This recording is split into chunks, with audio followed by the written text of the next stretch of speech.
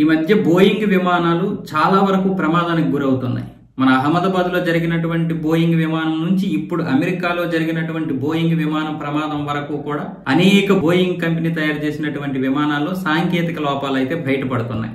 దీని గురించి పెద్ద పెద్ద జర్నలిస్టులు, అందులో పనిచేసినటువంటి ఉద్యోగాలు, విమర్శలు చేసినటువంటి వారందరూ కూడా చనిపోతున్నారు. వరుసగా అనుమానాస్పదంగా చనిపోతున్నారు.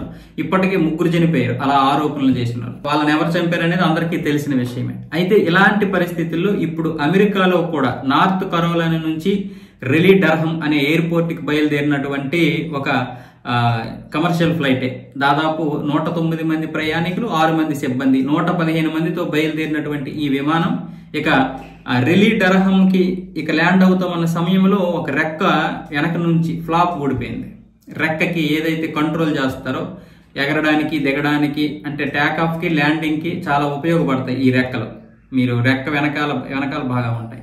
అవి అయితే ఊడిపడిపోయాయి. ఆ ఊడిపడిపోయింది ఎక్కడంటే ఈ యొక్క బోయింగ్ విమానాల్లో లోపం ఉందని ఎవరైతే లాయర్ వాదిస్తున్నారో ఆ లాయర్ ఇంటి ముందే పడ్డాయి అవి. ఈ బోయింగ్ కంపెనీ మీద వాయిదాలు, అంటే బోయింగ్ కంపెనీల మీద కేసులు వేశారు కదా, ఆ కేసులు వాదిస్తున్నటువంటి లాయర్ ఇంటి ముందే పడ్డంతో ఇప్పుడు ఆ లాయర్కి ఇది ఒక పెద్ద ఒక ప్రూఫ్ లాగా దొరికింది అనమాట. ఇది ఒక ప్రూఫ్ కూడా ఉపయోగించుకుంటాడు.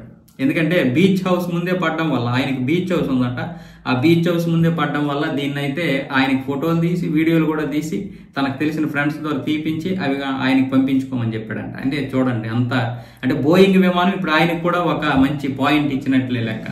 ఇలాంటి పరిస్థితులు ఉన్నాయి. అయితే కాకపోతే ల్యాండింగ్ అయితే సేఫ్గా అయ్యింది కాబట్టి ఈ 115 మంది ప్రాణాలు అరచేతిలో పెట్టుకొని అందరూ కూడా సేఫ్గా దిగారు. అంటే ఇక్కడ పైలట్లు కూడా చాకచక్యం, పైగా వాళ్ళు సీనియారిటీ.